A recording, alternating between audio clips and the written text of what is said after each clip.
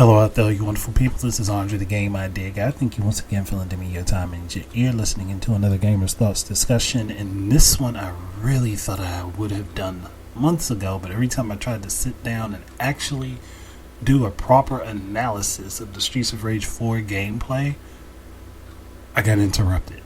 And it was solely this. Every time I tried to actually do some sort of recording, I got interrupted every time. So hopefully, even though this is a couple months late, people will actually be able to get to hear this because I won't be stopped in the middle of recording it again. Now,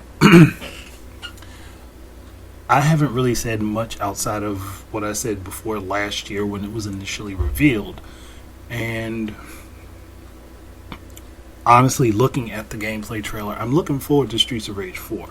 I mean, there are some issues I have with it, but the first thing I want to talk about right now is Cherry Hunter, the daughter of Adam Hunter, the niece of Eddie Hunter, aka Skate, or Sammy Hunter, depending on your localization. Now, I'm fine with her being a new character introduced into the game. She's sticking with the Hunter tradition of having the yellow shirt starting out, so it's, and that kind of basically is the Hunter tradition. There's always... crap. Cough had to happen right in the middle of me talking.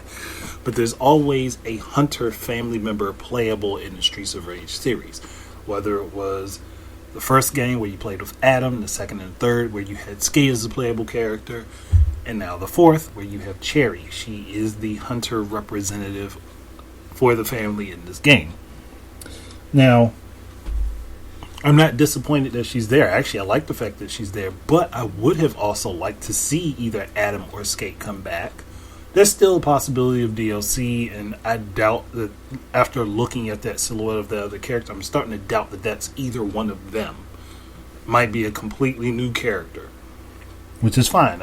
That's cool because I like that they expand the lore, add in more characters, open up the roster. That's fine by me. But I would like to see other characters from the series return, like Max Thunder, Zan.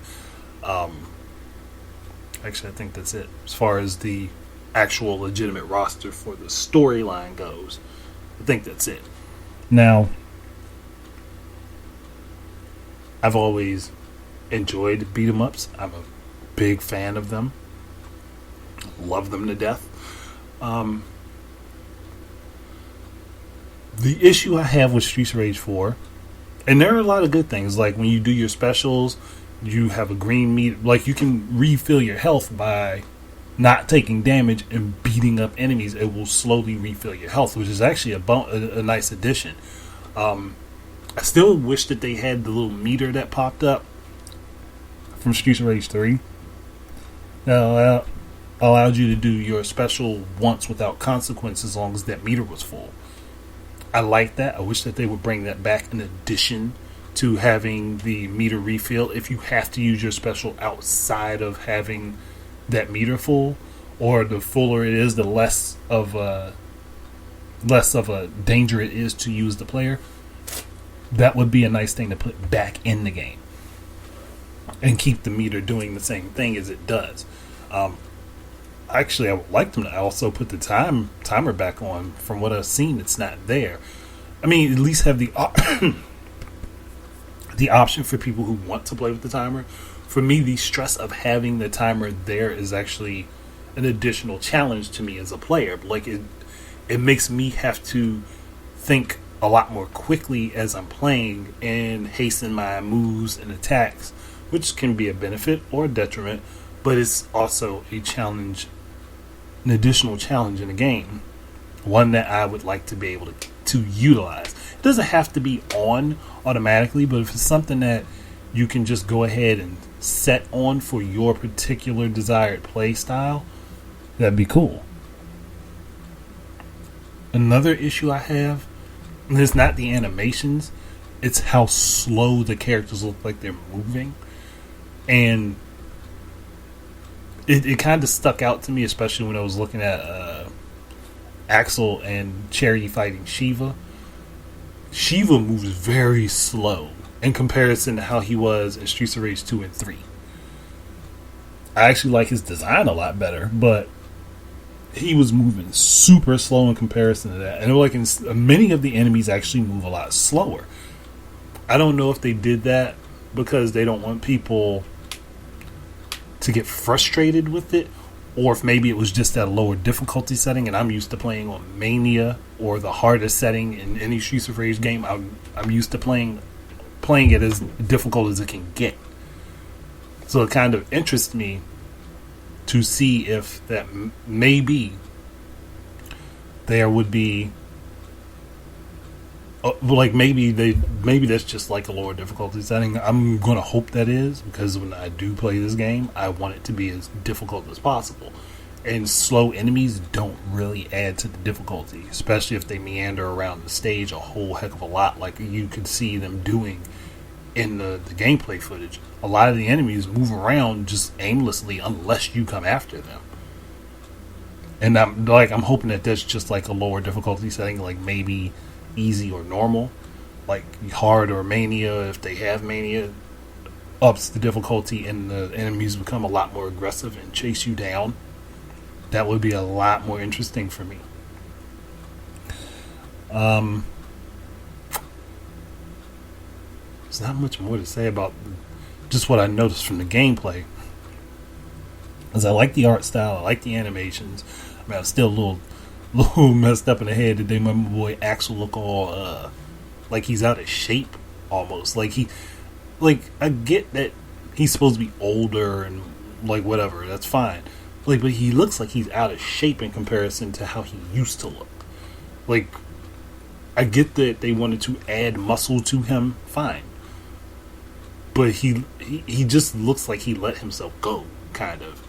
Like, at least that's just how it looks from the design. I hope that there are multiple different costume options for the characters. I know that would take a lot more work for them to animate and stuff like that, but it would also be a nice addition. Because, I mean, Blaze looks younger in comparison to how she looked in the older games. She looks younger. Axel looks haggard. like worn down. And that to me, that's I don't like that. But the only other thing I could really say is that I want to see other characters in this game other than the base 4. Like, allow for like maybe DLC packs that add additional story elements that would bring in other characters, or just have the base game be episode 1, a full suite of stages, like a full 8 stages to an ending, and then maybe later on down the line do some DLC with an episode 2 that's another 8 stages and a couple additional characters that get added in with their own story and stuff like that, like just so you can kind of like expand it a little bit, and it would be a pretty cool thing to do. I mean, that's the route I would take. That way, you don't have people paying for multiple games. They can just pay for the one, and you can just build upon it for a few years. Like, it doesn't have to be something that they do every year, but like, say, put the game out next year, then 2021, you get a DLC pack with Streets of Rage 4 Chapter 2, and you get maybe 2 or 3 additional characters and a new story, new environments, stages, weapons, items, and things that get added in, and maybe do it again for the following year, so you have 3 episodes to this game. I mean, I guess I'm a little bit spoiled with Streets of Rage Remake because of all the mods. And I'm taking that as the example to go from, where you can just add more content to the game. And they've gotten so good at hacking, you're not necessarily changing the play style, but you can hack in other characters now. Not something I particularly care about doing myself. But if they did it and you just get DLC, but like this pack comes with these characters and this set of levels, and then this pack comes with these characters and this set of levels. Again, it's just something that I think that they could do, but like, because that character select screen is super wide open, and there's plenty of room to add additional characters in for playability. And have bosses be unlockable as playable characters too, like Shiva. Like, he was unlockable in Streets of Rage 3, but you had to use a code to do it. Or Rue from Streets of Rage 3 was unlockable if you got to him and you beat the clown that was training them and didn't knock him out, then he'd be playable during the rest of that gameplay, or you can use the code to make him playable from the jump. It's just stuff that they could do that would just, again, add to the fun of the game and give people more options. But looking at Cherry's gameplay, I can see a blended style of Adam and Skate as far as what she does, as well as her having her own elements, like as far as moves are concerned. And that really doesn't surprise me, because she's one of their family members, so she's probably trained by her father, and her uncle probably got in on the act too, helping her learn how to fight and stuff like that. So it makes sense. I'm kind of curious though as to where both Adam and Skate are, but that's something that they can go ahead and flesh out with the story. You don't have to know that through some trailers. So I don't really think I have much more to say, but I am looking forward to it. And when it comes out, I'm definitely, whenever I get it, I'm going to do a gameplay run through that game. But that's it. If you want to support the channel, the links down in the description for my poetry book. Digital and physical copies are available on Amazon. Otherwise, thank you very much for watching. Keep your eyes and ears out for more stuff from me. And until the next time, enjoy your games. Peace out.